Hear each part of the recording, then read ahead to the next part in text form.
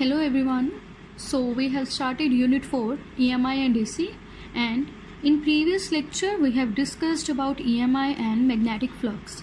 So before starting today's topic, let's recall what is EMI. So it is the phenomena of producing induced EMF and hence induced current by changing magnetic field. So ये phenomena है जिसमें हम EMF को induce कर सकते हैं, means current को induce कर सकते हैं या प्रोड्यूस कर सकते हैं। कैसे? मैग्नेटिक फील्ड को चेंज करने से। ठीक है। सो EMI को सबसे पहले एक्सपेरिमेंटली डिटेक्ट किया था माइकल फैराडे ने। ठीक है।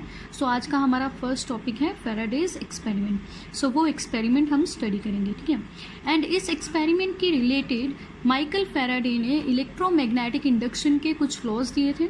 We have basically 2 laws of electromagnetic induction. So उनके बारे में हम डिस्कस करेंगे। सो सेकेंड टॉपिक होगा फैराडेज लॉज। सो आज का जो फर्स्ट टॉपिक हम करने वाले हैं फैराडेज एक्सपेरिमेंट, जिसमें इलेक्ट्रोमैग्नेटिक इंडक्शन की एक्सपेरिमेंटल डिटेक्शन हुई थी।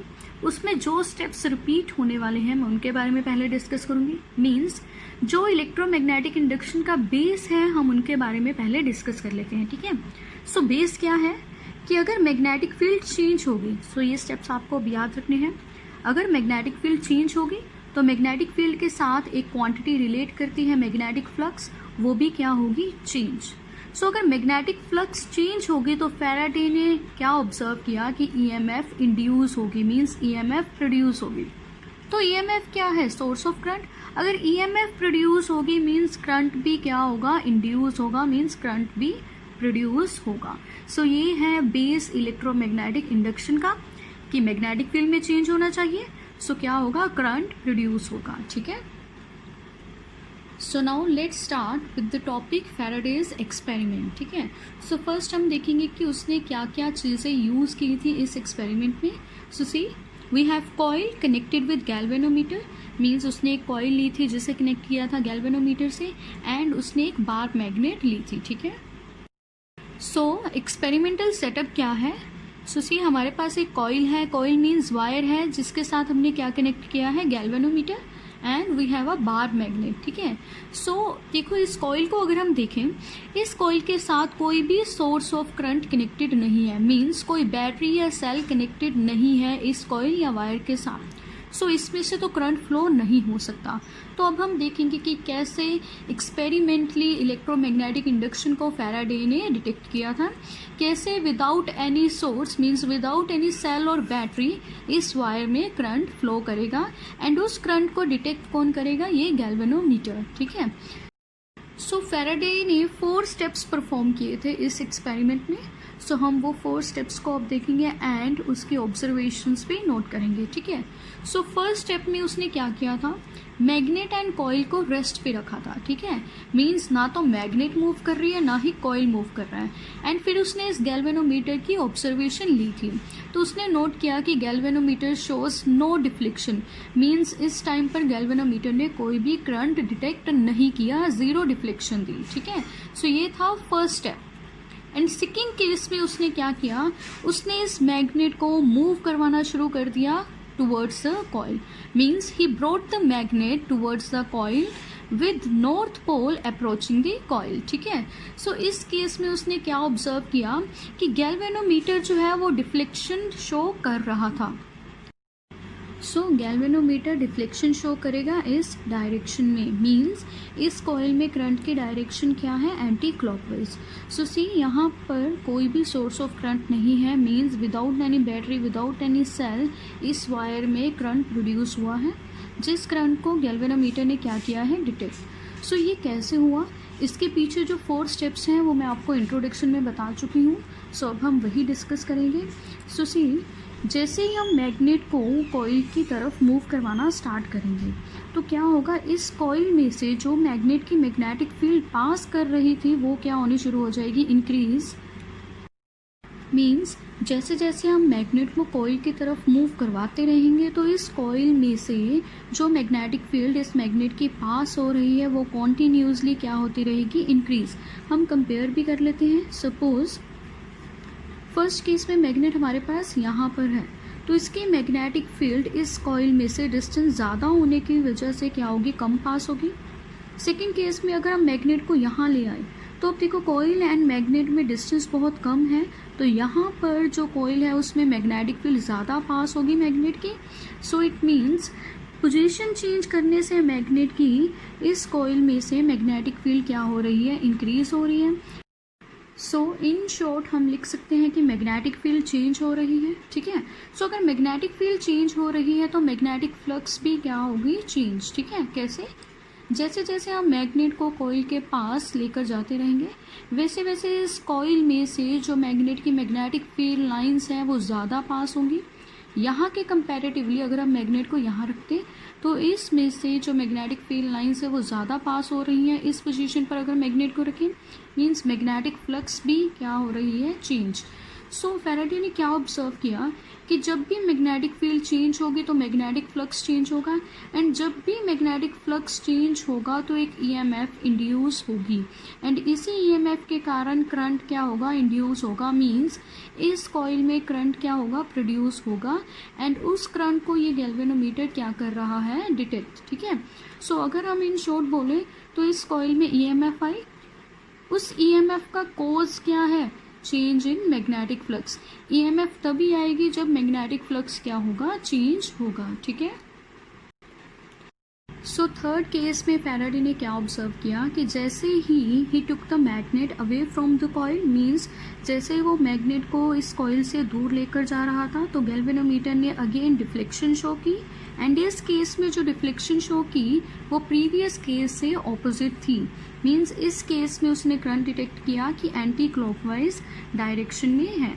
सो ये कैसे आया करंट, यहाँ पर फिर से वही स्टेप्स हम रिपीट करेंगे।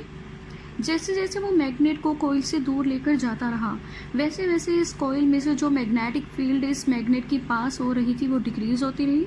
मींस मैग्नेटिक फील्ड फिर से क्या हो रही है, change.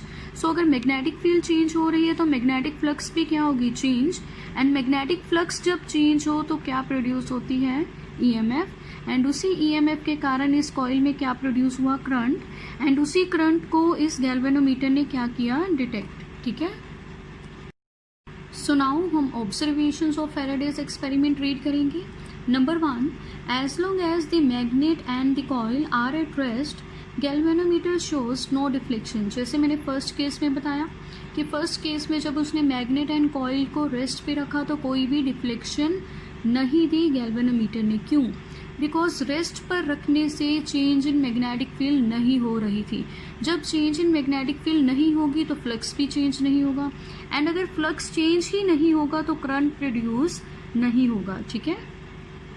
Second observation, when magnet is moved towards the coil galvanometer shows deflection in anti-clockwise direction। तो फैराडे ने क्या ऑब्जर्व किया कि सेकेंड केस में जब वो मैग्नेट को कॉइल के पास लेकर जा रहा था तो उसने ऑब्जर्व किया कि गैल्वेनोमीटर डिफ्लेक्शन शो कर रहा है। मींस गैल्वेनोमीटर करंट डिटेक्ट कर रहा है कॉइल में। तो ये कैसे आया वो मैंने आपको समझा दिया था कि मैग्नेट को जब हम कॉइल के पास लेकर जाएंगे या कॉइल से दूर लेकर जाएंगे तो मैग्नेटिक फील्ड चेंज होगी, मैग्नेटिक फील्ड चेंज होगी तो मैग्नेटिक फ्लक्स चेंज होगा, मैग्नेटिक फ्लक्स चेंज होगा तो ईएमएफ प्रोड्यूस होगी, उस ईएमएफ के कारण क्या होगा, करंट प्रोड्यूस होगा, जिसे गैल्वेनोमीटर क्या कर रहा है, डिटेक्ट कर रहा है, ठीक है। So third observation, when magnet is moved away from the coil galvanometer shows deflection in opposite direction that is clockwise.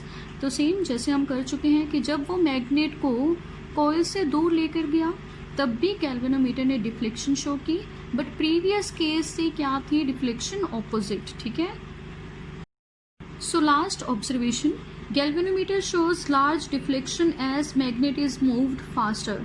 तो फैराडे ने ऑब्जर्व किया कि जैसे ही वो मैग्नेट को फास्ट मूव करवाए टूवर्ड्स द कॉइल और अवे फ्रॉम द कॉइल तो जो गैल्वेनोमीटर है वो लार्ज डिफ्लेक्शन दे रहा था, मींस लार्ज करंट डिटेक्ट कर रहा था, ठीक है। सो कंक्लूजन क्या है, तो उसने कंक्लूड किया कि whenever there is a relative motion between the coil and the magnet galvanometer shows deflection। तो उसने क्या बताया कि जब भी मोशन होगा मींस या तो हम मैग्नेट को कॉइल की तरफ लेकर जाएं या कॉइल को मैग्नेट की तरफ लेकर आए, मींस रिलेटिव मोशन, किसी का भी मोशन हो सकता है कॉइल या मैग्नेट में से। जब भी मोशन होगा इन दोनों में से किसी का तभी गैल्वेनोमीटर क्या शो करेगा, डिफ्लेक्शन, अदरवाइज नहीं। इसीलिए रेस्ट वाले केस में गैल्वेनोमीटर ने डिफ्लेक्शन शो नहीं की, ठीक है। सो इसका कोज हम कर लेते हैं। मैंने सिंपल स्टेप्स में लिखा है कि कोज क्या है, कि क्यों करंट प्रोड्यूस हो रहा है कॉइल में, एंड जैसे गैल्वेनोमीटर ने क्या किया, डिटेक्ट। सो सी, अगर चेंज इन मैग्नेटिक फ्लक्स होगा, जो मैं ऑलरेडी आपको बता चुकी हूँ, चेंज इन मैग्नेटिक फ्लक्स क्या करेगा, ईएमएफ को इंड्यूस करेगा, ठीक है। एंड इसी ईएमएफ के कारण क्या होगा, करंट इंड्यूस होगा, जिस करंट को हम क्या बोलते हैं, इंड्यूस्ड करंट, ठीक है। So change in flux is the cause of induced EMF. आपको क्वेश्चन आ सकता है, what is the cause of induced EMF और इंड्यूस्ड करंट, आप बोलेंगे चेंज इन मैग्नेटिक फ्लक्स, ठीक है। Now next we have Faraday's laws of electromagnetic induction। इसी experiment के बेसिस पर फैराडे ने हमें दो लॉज दिए थे, ठीक है, Faraday's first law and second law. First law को हम बोलते हैं क्वालिटेटिव लॉ, इसमें उसने सिर्फ स्टेटमेंट दी थी, ठीक है। एंड सेकंड लॉ को हम बोलते हैं क्वांटिटेटिव लॉ, उसमें उसने एक मैथमेटिकल एक्सप्रेशन दे दिया था, ठीक है। सो हम रीड करेंगे भी। First law, whenever there is a change in magnetic flux linked with the coil, an induced EMF is produced in the coil। जो मैं आपको ऑलरेडी बता चुकी हूँ कि जब भी चेंज होगा किस वेक्टर में, मैग्नेटिक फ्लक्स में, जो लिंक कर रही है कॉइल के साथ, तो क्या होगा, EMF इंड्यूस होगी, एंड इसी EMF के कारण क्या होता है, कॉइल में करंट प्रोड्यूस होता है, ठीक है। सो इसे क्वालिटेटिव लॉ बोलते हैं। सेकेंड लॉ को हम बोलते हैं क्वांटिटेटिव लॉ। जो EMF प्रोड्यूस हो रही है कॉइल में, उसका फैराडे ने क्या दे दिया था, इसमें मैथमेटिकल एक्सप्रेशन, ठीक है। So it states that magnitude of induced EMF is directly proportional to rate of change of magnetic flux linked with the coil. So जैसे मैंने बताया था कि EMF इंड्यूस किस वजह से हो रही है, चेंज इन मैग्नेटिक फ्लक्स की वजह से। सो इसी को उसने मैथमेटिकल फॉर्म में लिख दिया, see EMF E is proportional to, इसका कोज क्या है, चेंज ऑफ मैग्नेटिक फ्लक्स, तो यहाँ उसने लिख दिया है rate of change of magnetic flux means d/dt of y, ठीक है। So EMF is proportional to this factor, ये आपको अब याद रखना है। जब हम यहाँ से प्रोपोर्शनैलिटी का साइन रिमूव करेंगे तो हमारे पास माइनस के कॉन्स्टेंट आएगा। के की वैल्यू हम SI में 1 लेते हैं, इसलिए मैंने नहीं लिखा। So EMF is equal to क्या आ जाएगा, minus d∅/dt means EMF is equal to negative of rate of change of magnetic flux, ठीक है। अब d∅, चेंज इन फ्लक्स को हम कैसे लिख सकते हैं, ∅2 - ∅1, and dt, change in time को हम कैसे लिख सकते हैं, t2 - t1। So this equation can also be written as EMF is equal to minus ∅2 - ∅1 upon t2 - t1। So ये है मेन एक्सप्रेशन फॉर EMF का, एंड आपको ये याद रखना है, एंड न्यूमेरिकल्स में ये यूज हो जाता है, सो इसे भी आपको याद रखना है, ठीक है। सो सेकेंड लॉ ने हमें मैथमेटिकल रिलेशन दे दिया था EMF एंड फ्लक्स का, ठीक है। So next we have limitation of Faraday's law. Faraday's second law की एक लिमिटेशन थी, एंड वो क्या है, हम अब रीड करेंगे। This law doesn't give the direction of induced EMF। इस लॉ ने हमें induced EMF की डायरेक्शन नहीं दी थी, ठीक है। Means this law failed to explain the negative sign in the formula। जो हम फॉर्मूला कर चुके हैं EMF का, that is E is equals to minus d∅/dt। Faraday second law इस नेगेटिव साइन को एक्सप्लेन नहीं कर पाया, ठीक है। सो ये क्या है, उसकी लिमिटेशन, ठीक है। एंड डायरेक्शन भी नहीं बता पाया, जैसे हम कर चुके हैं एक केस में, जब हम मैग्नेट को कॉइल के पास लेकर आ रहे थे, गैल्वेनोमीटर ने दिस साइड डिफ्लेक्शन दी थी मींस एंटी क्लॉकवाइज, एंड दूसरे केस में जब हम मैग्नेट को कॉइल से दूर मूव करवा रहे थे, तो गैल्वेनोमीटर ने दिस साइड डिफ्लेक्शन दी थी। तो इस डायरेक्शन को एक्सप्लेन नहीं किया फैराडे ने, एंड नेगेटिव साइन को भी एक्सप्लेन नहीं किया, ठीक है। So next is Lenz's law. It accounts for the negative sign. It states that induced EMF is produced in such a direction that it opposes the cause producing it। जो negative sign Faraday explain नहीं कर पाया था, लेंज़ेस law ने उस negative sign को explain किया, ठीक है। इसीलिए मैंने लिखा है it accounts for the negative sign. इसने क्या कहा कि जो इंड्यूस्ड EMF है उसकी डायरेक्शन ऐसी है कि वो अपने कोज को अपोज कर रही है। सी EMF का फॉर्मूला क्या था, E is equal to minus d∅/dt, where E is EMF and d∅/dt क्या है, चेंज इन फ्लक्स।